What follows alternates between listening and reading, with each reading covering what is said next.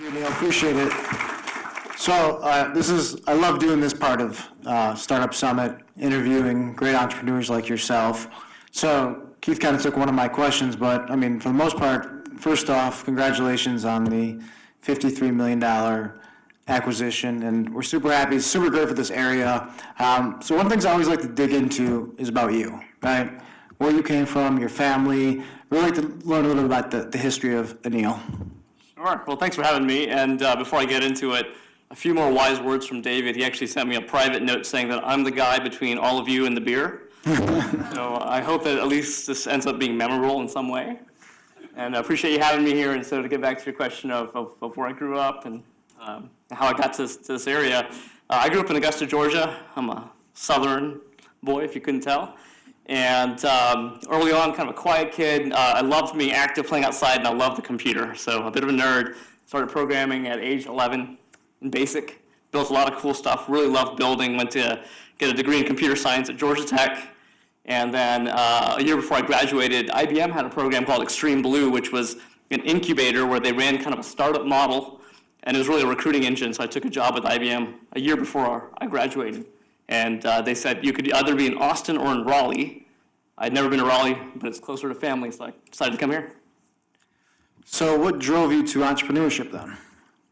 So I think a lot of people have this notion of I want to start a business someday. Most people, I think, at some point in their life say, I would love to start a business. And I had that feeling, too, in college, but I always thought of it way, way out there. So it was this weird phenomenon of I really want to start a business someday, but definitely not now. And I want to create something, but I thought there's a long journey that I needed to go on, and I actually really wanted to go work at IBM. It was the best thing that I could do graduating college, was to go to this big corporation to understand how real software is built and how a real company works. I got there, it was great. 2 years in, I was bored, made the most of it, and then my mind started to wander, and I started to create on the side again, and that creation on the side, as silly as it was more fulfilling than the multi-million-dollar software that I was building in my day job. And that's when I realized that it was time for me to jump ship and go try to start something. So was Archive Social your first go? Absolutely not. So I was thinking back, we had this recent announcement, and it's 7 years in the making from when we launched as a company, 8 years since I wrote code, and 14 years since I started working on ideas in a true passionate way on the side. And so early on when I was at IBM, I had that notion that I think a lot of people have of, I'll start building something, and when it takes off, that's when I'll make the leap and I'll go pursue this full time. I think that probably works for somebody somewhere out there in the universe, but not for most of us. And so I went through a bunch of different ideas, and when I quit with no idea in hand. It was a now or never. I know I'm not going to take this nugget of some idea and make it a business until I just force myself into the painful corner of you're going to fail or you're going to succeed, and unfortunately it worked out. So the theme of the conference is fostering collaboration between startups and corporations. So why don't you talk to us a little bit about your relationship with eRepublic, how that started, where that ended, and things like that. Sure. How many of you have heard of eRepublic before? Really? Oh my goodness. I did not expect that. Are you involved in state and local government in some way? Hey, that's awesome. Great. I know you are for sure. So eRepublic is the media company for state and local government, and in fact, most of the market is not even aware of that brand because they're the company, but their brands are all more market-facing: governmenttechnology.com, publiccio.com, Center for Digital Government, so forth. And this is a company that, again, is a media company, which I didn't understand when I first met them. I didn't really know what that meant, but essentially, for those of you who don't know what that means, is that they provide publications and educational materials and events out to the market, and the market is the product, right? That audience is the product to sell to companies that are willing to then sponsor events, sponsor webinars, sponsor materials. And so we met in late 2013. I was actually at an accelerator get-together. We were at an accelerator called Code for America, which was focused on bringing useful technology to government. And I bumped into the founder and CEO of this company, eRepublic, and literally an hour before someone had told me who the heck they were. And so I said, oh, hey, Dennis, great to meet you. I've heard a lot about you all. I know that you have this amazing audience out there, these incredible publications for state and local government that IBM and Accenture and all these major companies pay thousands upon thousands of dollars to access to be able to get visibility to the market. What are you guys doing to help civic tech companies that are selling to government that can't afford that? What are you doing to help companies like us? And he said, this is an interest area, something that we're thinking about. And so it was a total serendipitous bump into each other at a cocktail reception like one we're about to have. And then they followed up with me while I was at the accelerator. The next month we flew out there again, and he brought his executive team to meet me. I still didn't know what the heck was going on. And 2 or 3 meetings later, they said, hey, we've been thinking about investing in emerging gov tech, civic tech companies that we know can't afford our services. So we're thinking about investing in those companies and then providing access to our services. And asked me if we'd be the guinea pig of this new collaboration. And at the time, it seemed like either do nothing, don't leverage this opportunity, or try it. And so we tried it. So what was the biggest lesson learned through that? There's so many lessons, but I think that in hindsight, I got quite lucky in not doing some things that I should have done to understand it. But probably the biggest lesson was that when I met Dennis and went out to Folsom, California, sat down with his executive team, and we're running through this idea of a collaboration, investment, partnership. I'm running a bootstrapped company. I've never fundraised. I've never given away a lot of equity, right? And thinking about doing that and wondering what the heck's going to come in return. I made a lot of mistakes in that conversation. I didn't really fully understand what we were getting into. I hadn't really fully thought through all the steps. But the takeaway for me was I really trusted Dennis, and I really felt like they were fully aligned to our success and that there was something really in it for them. And that just gave me enough confidence that this was the right kind of partnership and collaboration to pursue. So how long did it really take to build that relationship till you both felt comfortable with each other? Yeah, so we kicked it off in 2014. Now, to just give some context, we sell record keeping of social media to governments. Now, that may sound a little bit more relevant to you all because you're in this area and maybe you've heard about us before, but otherwise that's probably kind of a weird idea to think about.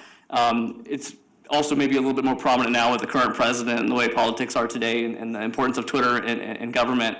But back then, even our market didn't know they had this problem that they had to solve. And so we were really looking at them as a way to get awareness out of the need for a solution like ours, and then we're the solution. And so when we got into it, some of the conversation that happens is on the corporate side, they're thinking, hey, as soon as we let these guys access to our marketing materials, they're going to be swamped with sales and leads that they can't handle, right?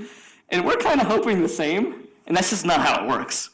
And so we started this off in 2014. I flew out to a bunch of conferences that we got free sponsorship, title sponsorship at. I got to speak at these conferences. We started running ads on their platforms that had millions of visitors. We started doing webinars, and basically nothing came out of it, right? And so here we are. We've given away a good chunk of equity. They've invested in us. I'm spending a lot of time on this as a 3-person company at the time, right? It's a lot of time. And it wasn't like this automatic home run. And I think that's one of the big takeaways as well.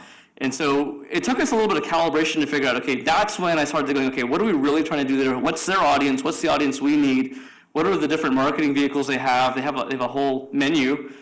Which part of the menu do I really want to consume? And let me systematically try them.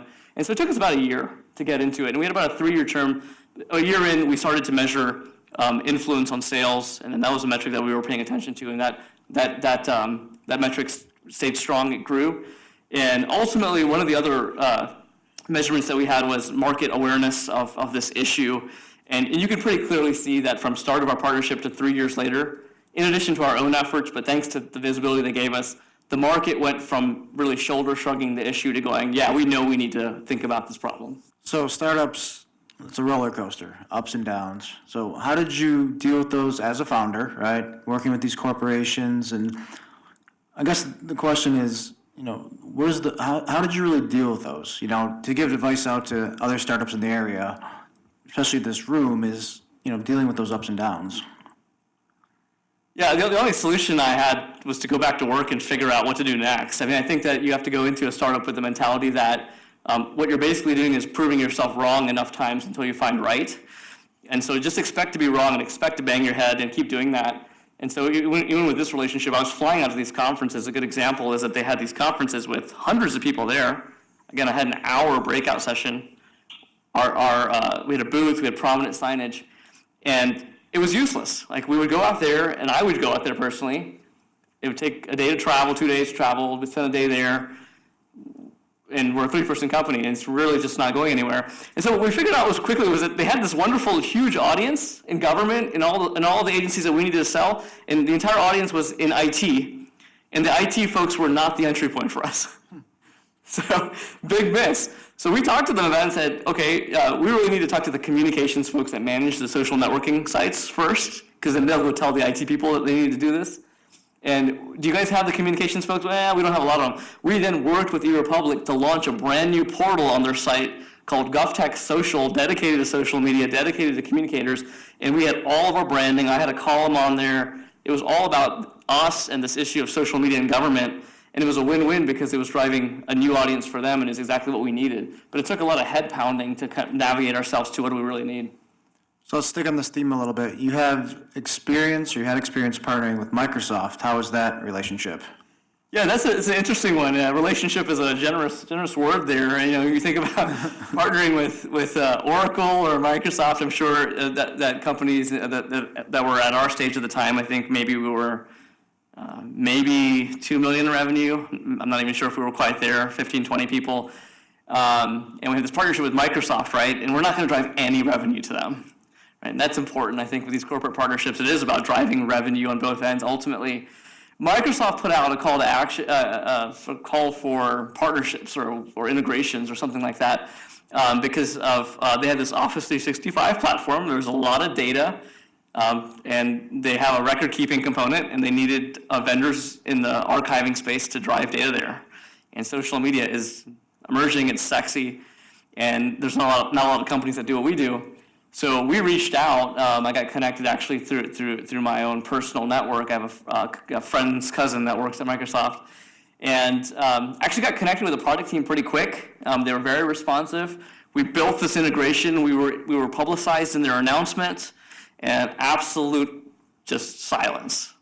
Does nothing for the business. This drives absolutely nothing. Even to this day, we don't have a single customer 3.5, 4 years later that uses this integration. And so it was a really big lesson learned for me that we had nothing to give to Microsoft other than to check off a feature matrix, right? But there's no business driver. And for me personally, I know this is probably different. I'm sure there's a lot of counterexamples. We've had a couple of goes at partnerships, not just with corporates, but also other vendors similar in size or maybe a little bigger. And I've learned that when the sponsor is on the product technology side, which I love, that's where I come from, mad respect for those folks, that's possibly a red flag for a partnership. You're probably down the path of they're plugging a feature matrix problem, right? If you don't have a business sponsor in there, a revenue business development person in there, red flag. And so with Microsoft, that's exactly what it was. We got to allow them to put on their website that they had a social media provider, but it never really did anything for us. That's great advice. And so for the startups in this room, what other piece of advice would you give them about going to try to partner with different corporations? Yeah, I think that this is general advice. A lot of it was covered in that last panel, so I'll recap it. But general advice, I think, to take it one level higher is, in general, about life in general and startups in general, is to be intentional. And I wasn't intentional enough. It worked out with eRepublic because during the course of it, we could course correct. But when you're thinking about working with a corporation, it can be really exciting as a really small fish to be able to put out that announcement that you've partnered with this big whale. You partnered with an IBM or a Microsoft or an eRepublic in our space. But that's like raising money. It's like having the $5 million check come in. That's the easy part. The hard part is what the heck are you going to do with it, and is it going to be successful? And so I think the advice I have for you is when you're having these conversations and these corporate partnerships, think not just about walking through the door, but the darn staircase ahead of you. And what's step one, what's step two, what's step three? It's not going to be guaranteed. Nothing is in our world of entrepreneurship. but have that conversation with the corporation of, okay, so once we sign this partnership, what's the first thing we're going to do? And then after that, if that works, what are we going to do after that? And then if that doesn't work, what's the other plan? Have that conversation, have a map in your head, get that confidence that it's going somewhere, and make sure that you're investing your time wisely, because your time is so valuable as a startup founder, and it can easily get wasted, as the last panel called out, in these types of partnership discussions. So after your recent exit, what's next for Anil and what's next for Archive Social? Well, this is really cool for us. I think, from the financial aspects of it, there was a shareholder exit, as you've heard about, for a lot of our shareholders, and was really excited to have that happen for us as a company at this point in our trajectory. But this is also very different than a lot of exits for companies. Most exits, when you think about it, are companies being kind of combined into something else, maybe changing their brand, maybe changing their organization, so forth. This for us is a double down on Archive Social for the long term. This is a financial investment and shareholder exit. And the financial investment is huge. It's huge for our customers, for our employees, because it's a statement that Archive Social is here to stay and that we are a platform in our space, in our niche space. Having more than 2,000 customers is a really big deal. And so we are right back at it to grow on top of the base that we have now with significant financial backing. And so now we can grow in more interesting ways in addition to the organic route that we've been taking. In 5 years, what does Archive Social look like? Our sort of internal BHAG, and this isn't something that we talk about widely with the employees.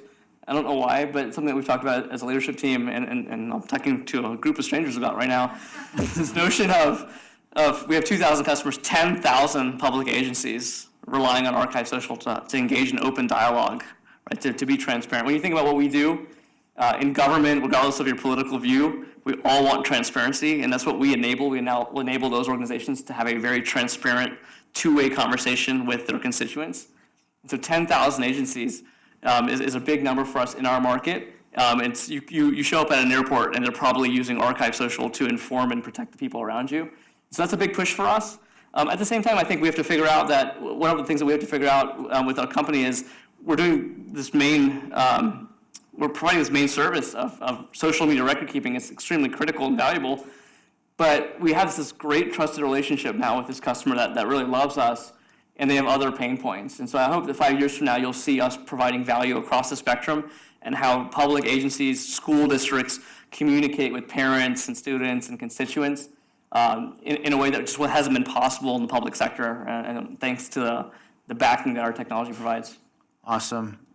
So for time's sake here, I'm going to turn it over to you guys for some questions. So who would first ask a question to Neil?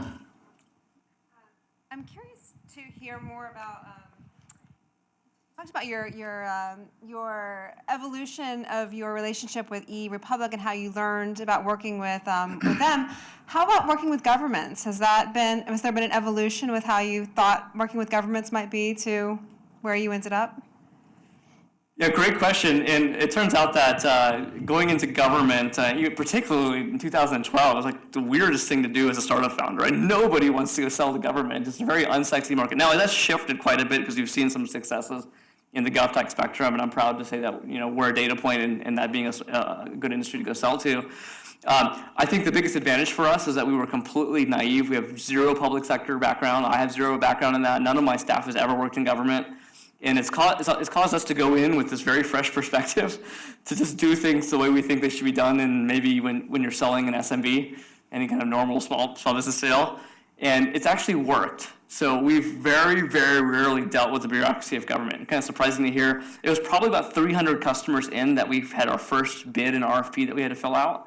City of Detroit, they were the first city that said, we know all the reasons why we could skip that process, but we're Detroit. We really need to do the things by the book nowadays. And so, right, that was interesting for us. I will say that one of my most memorable experiences and really taught me a lot of lessons was working with the state of North Carolina.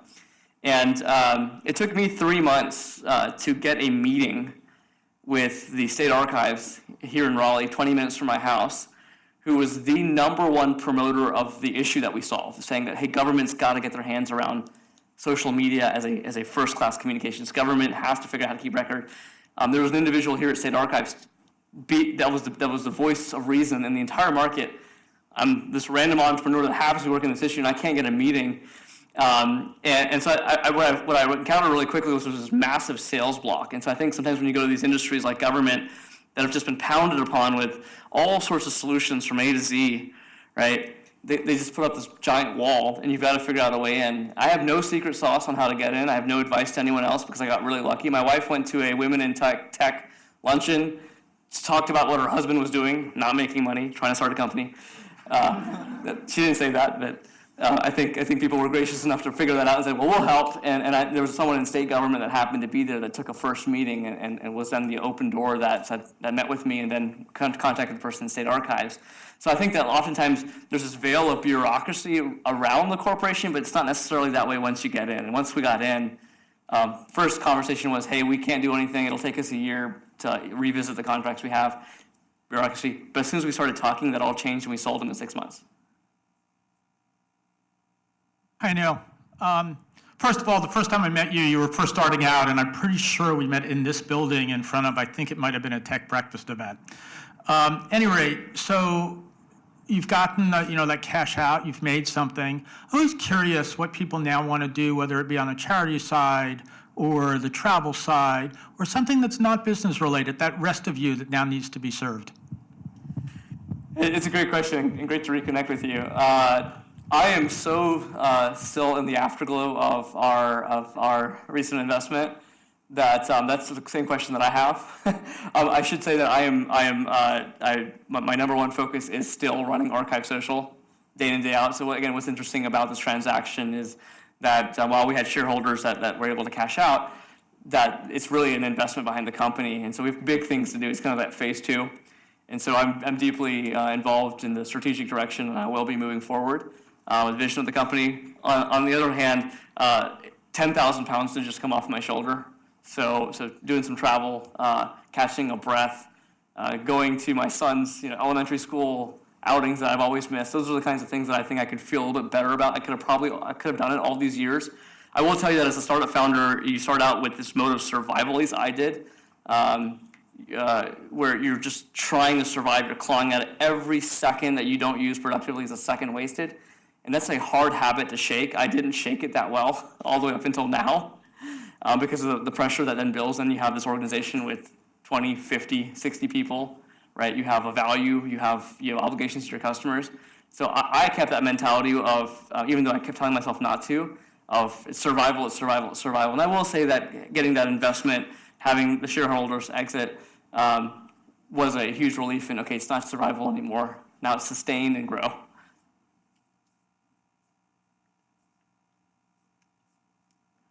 Time for one more. Anybody? What